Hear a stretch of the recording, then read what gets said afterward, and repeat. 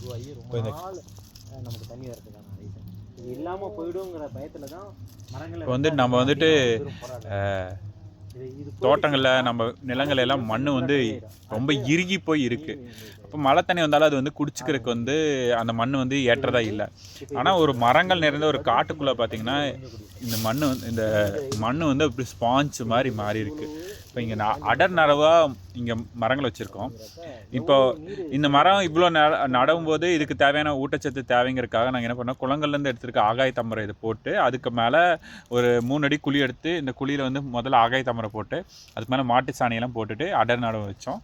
அதுக்கப்புறம் வந்து பார்த்திங்கன்னா ஒரு 2 வருஷம் தண்ணி கொடுத்தோம். இப்போ அதுக்கு தண்ணியே கொடுக்கறது இல்லை. மழை வரும்போது இந்த தண்ணியை வந்து குடிச்சிக்கிறது, அப்புறம் இருக்கிற தண்ணீரை வந்து சேமித்து வச்சுக்குது.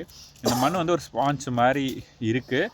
அதுக்கப்புறம் நல்ல ஒரு ரிச்சான ஒரு மண்ணாக இருக்குது, நல்லா மணமாக இருக்குது. இந்த மண் பார்த்திங்கன்னா இதுக்கு தேவையான ஊட்டச்சத்துக்கள் வந்து இப்போ இந்த மரத்தோட இலை வந்து இதுக்கு உரமாயிருது, இந்த மரத்தோட இலை இதுக்கு உரமாயிருது, இந்த மரத்தோட இலை அதுக்கு உரமாயிருது.